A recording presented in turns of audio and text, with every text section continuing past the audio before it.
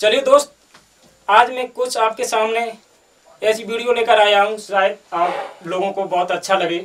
मैं आपसे एक बात और पूछना चाहता हूँ, मेरे दिमाग में अभी आ गई है। अभी शायद शाम को मैं एक वीडियो देख रहा था, तो उसमें जो जयदेव रावण हैं, तो उन्होंने हमारे जो सीता माँ महान पुरुष हैं, अब ठीक है, मर्यादा पुरुषोत्तम श्री राम हैं और सीता माँ हैं, तो उनको कुछ अभद्र भाषा में कुछ बोला है। तो उनके बारे में क्या आपको मैंने दिखाई थी वो वीडियो, ठीक है, उनके बारे में क्या बोलेंगे आप? उनके बारे में ऐसा बोलेंगे कि जो इन्होंने महापुरुषों के लिए अभद्र शब्दों का प्रयोग कर दिया है, चलो उनकी समझ में अच्छा है। जो उन्होंने जो अगर किसी को, जैसे हम आपको गाली बकते हैं तो हम अपने में खुश हो जाते हैं कि हमने अच्छा किया, लेकिन उसको चार लोग सुनते हैं, देखते हैं जब, तो वो चार लोगों की नज़र में खराब है। और स्वामी विवेकानंद ने कहा था एक पुस्तक में, अमेरिका में जिस समय उन्होंने लेक्चर दिए हैं जाके, तो एक पुस्तक में उन्होंने कहा था, लिखा देखा मैंने पढ़ा, कि जिस चीज को 10 लोग वरीयता दें वही विजयी होती है। 10 लोग जिसका समर्थन करें, और अकेले अगर आप उस चीज को कह रहे हो कि नहीं ये माइक अच्छा है जी, और ये 4 लोग कह रहे नहीं बहुत बुरा है, इसको फेंक दो जी, तो 4 लोग अच्छे हो, मैं अच्छा नहीं हूँ।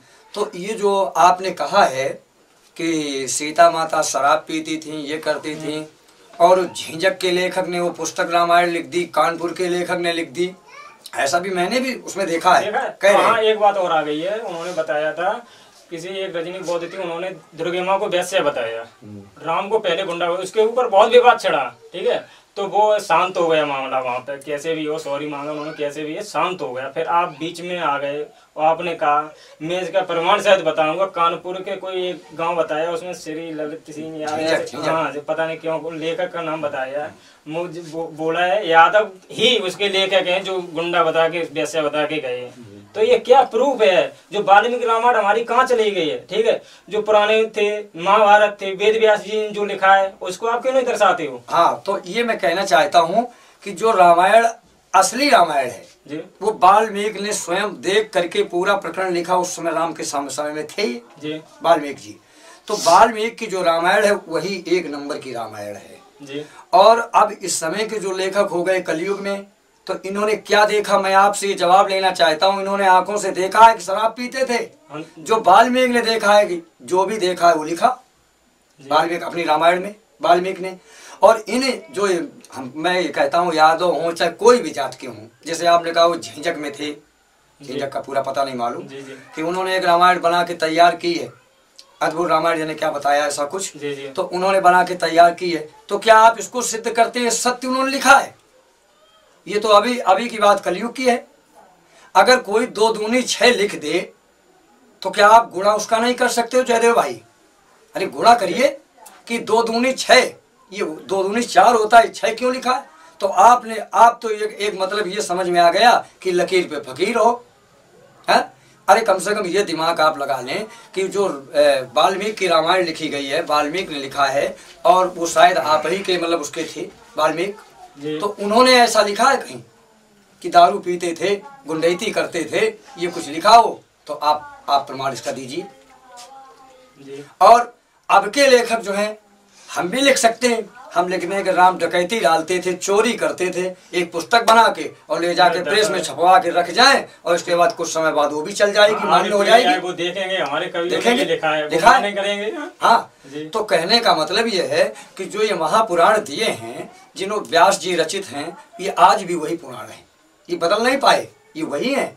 और रामायण वाल्मीकि की उसको असली रामायण मानते हैं, वही असली है। उसमें जो भी लिखा है, भगवान ने चोरी की हो, डकैती डाली हो, कुछ भी किया हो, तो वही सत्य मानिएगा। आप ये दुनिया की भ्रांतियां क्यों की, ऐसे बेवकूफ आए लेखक सिर्री पागल लिख करके और चले गए और पुस्तकें धर गए, और उनको उठा करके आप पढ़ने लगे कि फलाना कलयुग का लेखक ये लिख गया, धिकानी रामायण में लिख गया। रामायण तो एक है, एक ही सत्य है, उसको हर जगह उसी की मान्यता है। अब उसको चेंजमेंट करके और देववाणी से पलट करके उसको हिंदी में कर दिया गया, तो गोस्वामी तुलसीदास की रामायण हो गई जाके। तो कहने का मतलब है कि ये सब जो है ये कोई ठीक बातें नहीं है जयदेव भाई। मैं निवेदन आपसे करता हूँ कि सब लोग एक हो, हमारा मतलब है सभी लोग एक हो। जाति मानव है, मानव जाति है, और जातियाँ नहीं मानव जाति में, हम आप सब लोग एक हो। जी। तो एक सूत्र में बंध करके रहो और तभी इस राष्ट्र की विजय रहेगी। नहीं तो ये हिंदुस्तान को ऐसे लोग तो गड्ढे में गिराने के चक्कर में पड़े हुए हैं। विवाद फैल जाएगा और क्या है, बट जाएगा इसी तरह से ऐसे ही होता है कि परिवार में अगर विवाद हो गया, परिवार नष्ट भ्रष्ट, गांव में विवाद हो गया, गांव नष्ट भ्रष्ट, और जिस देश में विवाद हो गया उस देश का भी पतन हो जाएगा। इसी तरह से आप लोग जितने कथावाचक हो, जो आपसे बहस कर रहे हैं, आप उनसे बहस कर रहे हो, आपकी फर्जी बातें उनसे चल रही, फर्जी बातें आप कर रहे हो, तो इन बातों से तो ये कि बहुत बड़ा यानी विकार फैल रहा है। तो समाज में, और हम लोग क्या हो कि समाज को सुधार करने के लिए हुए हो जयदेव भाई, समाज को हम लोग सुधार करने के लिए आए हो, समाज में भ्रांतियां फैलाने के लिए नहीं आए हो। तो हमारा मतलब ये हम लोग सब मिलकर के एकजुट होकर के समाज को बंधन में बांधें, समाज को सुधारें, तब ये देश में कुछ बदलाव आएगा और देश का विकास होगा। ऐसा सत्य है या नहीं? सत्य है। हाँ सत्य। ठीक है शास्त्री जी, और एक बात और मेरे दिमाग में आई है, मैं पूछना चाहता हूँ आपसे कि वो अपने, ठीक है, जो राक्षस थे, बाल रामायण में लिखा है रावण सीता हरण लेके गया था, ठीक है, और उसके बाद शूर्पणखा का वध हुआ, उसके बाद ताड़का का उद्धार किया, वो अपने पूजनीय उनको समझते हैं, विपरीत दिशा में क्यों ले जाना चाहते हैं इस हमारे धर्म को? ये मैं कह सकता हूँ कि अपना अपना स्नेह है, ये अपना अपना स्नेह है। कोई किसी को पूजनीय समझता, कोई किसी को पूजनीय समझता, इसके बारे में तो हम नहीं कुछ कह सकते हैं।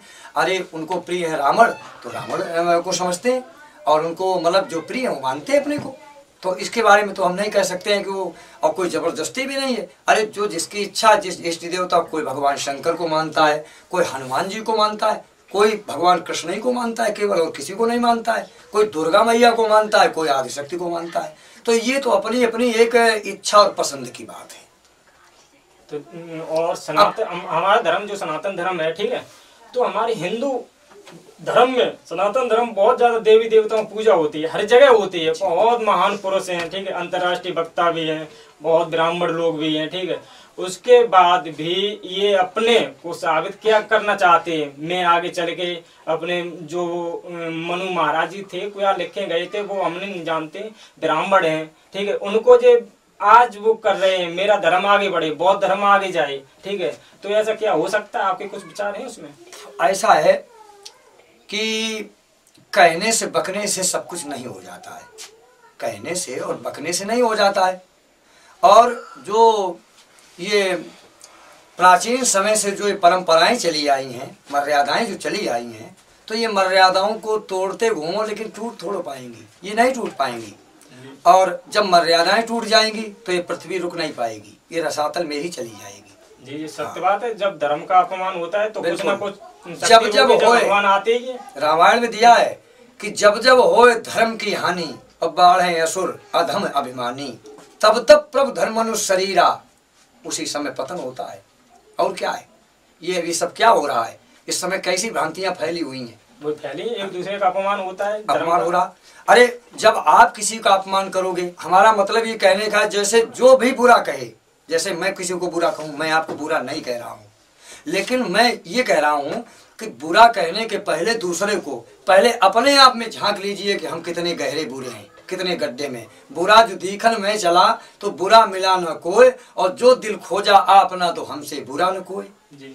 तो फिर महापुरुषों को तो हम बुरा नहीं कह सकते हैं, हम किसी को बुरा नहीं कह सकते हैं, हम संसार को बुरा नहीं कह सकते हैं, क्योंकि वही परमात्मा मेरे अंदर है, वही आपके अंदर है, पशुओं के अंदर है। जयदेव भाई, जो परमात्मा आपके अंदर है वो मेरे अंदर है, वो सभी के अंदर वही परमात्मा है। तो कहने का मतलब है एक दूसरे को बुरा नहीं कह सकते हो। अरे जो बुरा करेगा तो अपना खुद ही भरे भुगतेगा। और जैसे सुभाष भाई मेरा बोला, छोटा भाई सुभाष मेरा बोला शास्त्री, तो उसके शब्द खैर हमें जो आपके लिए उसने प्रयोग कर दिए, तो उन शब्दों पर थोड़ा हमें तकलीफ हुई, तकलीफ हो गई। और मैं सुभाष से कहना चाहता हूँ, सुभाष भैया थोड़ा ज्ञान का प्रदर्शन करें आप, लेकिन अभद्र शब्दों के साथ नहीं। और जयदेव भैया थोड़ा आप भी, मतलब हम जब बता दिया है कि हम सब लोग मिल करके हम सब लोगों की एक जाति है, यानी जाति एक है मानव, ये मैंने पढ़ा ग्रंथों में।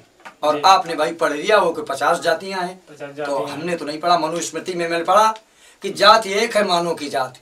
जाति होती है पशुओं में, जाति होती है वृक्षों की जाति होती है, ये प्रजातियां हैं। तो एक प्रजाति होती है मानव जाति, मानव की एक जाति है।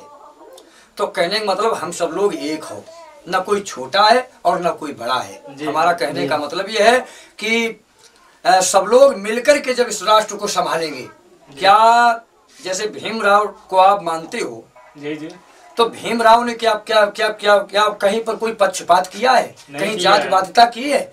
उन्होंने तो संपूर्ण यानी संपूर्ण राष्ट्र को संभाला है, संविधान बनाकर सबके लिए दिया, छोटे से बड़े के लिए एक समान माना, एक समान, ये बात मैं भी कहता हूं, एक समान माना उन्होंने। और आप उनकी अगर तुलना कर रहे हो तो उनकी सीख तो लो कि उन्होंने क्या किया है।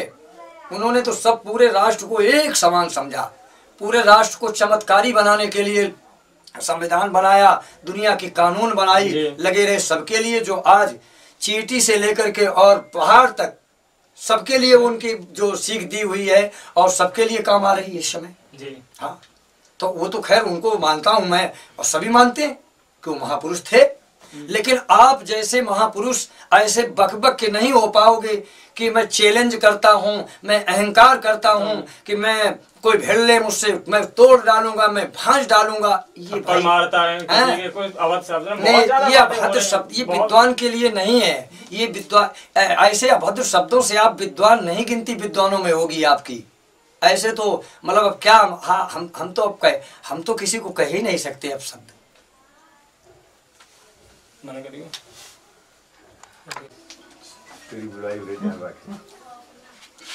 शास्त्री जी, ये बताइए आप चैतन्य परिवार से हो तो उनके बारे में आप कुछ कहना चाहते हैं? स्वामी जी के बारे में कुछ दर्शाना चाहते हैं? स्वामी जी के बारे में दर्शाना क्या चाहते हैं? स्वामी जी तो अब इस समय शांत है, वो कुछ कह नहीं रही, क्योंकि हमारे चैतन्य परिवार में इतनी भ्रांतियां पैदा हो गई हैं आपस में कि एक दूसरे इतने बड़े बड़े विद्वान बनने लगे, और विद्वान बन करके और आपस ही में मतलब तकरार हो रही है, आपस ही में तकरार हो रही है।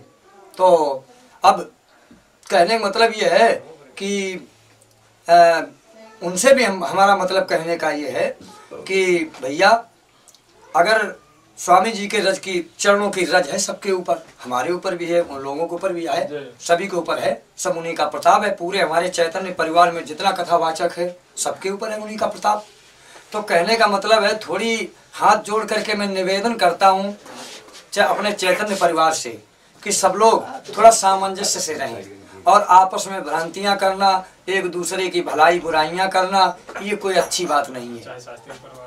चाहे शास्त्रीय परिवार से हो, किसी भी परिवार से हो, कोई विद्वान हो, हम विद्वानों से सभी से करबद्ध निवेदन करते हैं भैया कि ये भ्रांतियां फैलाना, आपस में कूटनीति, राजनीति और एक दूसरे को अभद्र शब्द प्रयोग करना ज्ञान के द्वारा, तो ये विद्या जो आपको भगवान ने दी है, और इसको विवाद में न ले जाइए, और विद्या का दान करो, और विद्या से भूले हुए लोगों को समझाओ। और ये नहीं, और अगर जो ऐसा करोगे तो फिर विद्या का पतन हो जाएगा पतन। ये ऐसा मुझे लग रहा है, हकीकत में लग रहा है शास्त्री जी। मैं खुद सोचता रहता हूँ, दिमाग में सोता हूँ तो भी ये विचार आते रहते हैं मन में मेरे, तो ये हो क्या रहा है आज? हाँ, ये क्या हो रहा है? ये सब जो कथावाचक हैं, मुझे ये ऐसा मालूम पड़ता है कि इनको अपने ऊपर खुद अहंकार हो गया, घमंड हो गया है कि मैं बहुत बड़े कथावाचक हो गए हैं।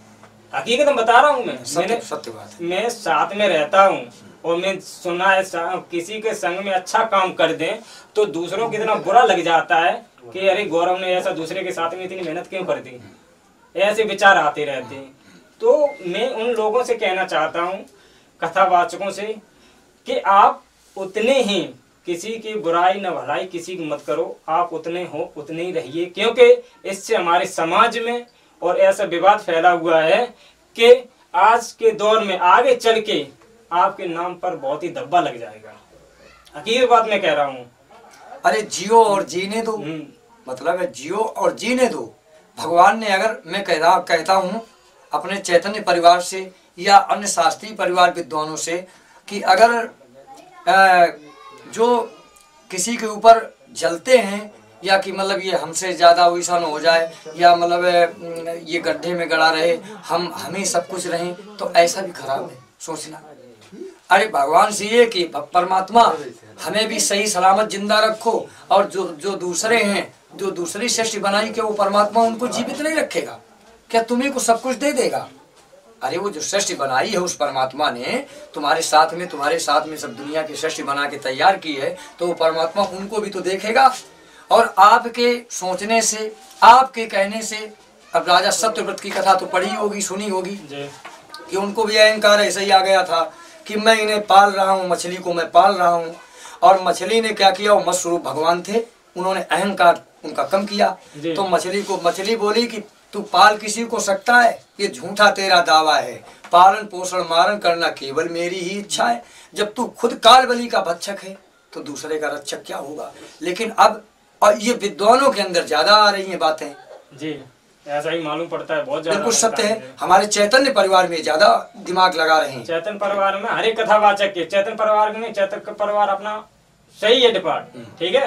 आपको इतने हमारे यहाँ के इतना वो नहीं पता है, हर जगह कोई भी कथावाचक हो, नए से पुराने, जो अभी विवाद फैला हुआ था राजेश शास्त्री में, मनीष शास्त्री जी में, ठीक है, तो आपस में फूट डाल करके ही इतना बड़ा संघर्ष अब इन लोगों को करना पड़ रहा है। और गौरव क्यों पड़ रहा? सुनो मेरी, अब आपस में लड़ रहे हो, ठीक है, दूसरा जो ऐसी वर्ग का जो हमारा कथावाचक दूसरा है वो आगे आ रहा है, तुम्हारी कैसी धज्जियां बिखेर रहा है, हर बातों को जवाब देता है, तुम्हारे सवालों का जवाब दे रहा है, और प्रमाण के साथ कैसे भी हो, लेकिन वो कह रहा है, वो लड़ रहा है, अपना आंदोलन कर रहा है। गौरव जी, हम अब इस इंटरव्यू में तो अब कुछ कह नहीं सकते हैं, अब अगले इसके बारे में हम अगले इंटरव्यू के लिए आप इंतजार करें मेरा। चलिए दोस्त, मैं आपसे विदा लेता हूँ। नमस्कार दोस्तों, हमारे चैनल को सब्सक्राइब जरूर करें, गौरव यादव चैनल को, और घंटी वाले बटन को जरूर दबाएं, क्योंकि घंटी वाले बटन को आप दबाएंगे तो हर वीडियो की नोटिफिकेशन आपके पास पहुंच सकेगी। जय हिंद, जय भारत। इसका तो ये मतलब हुआ।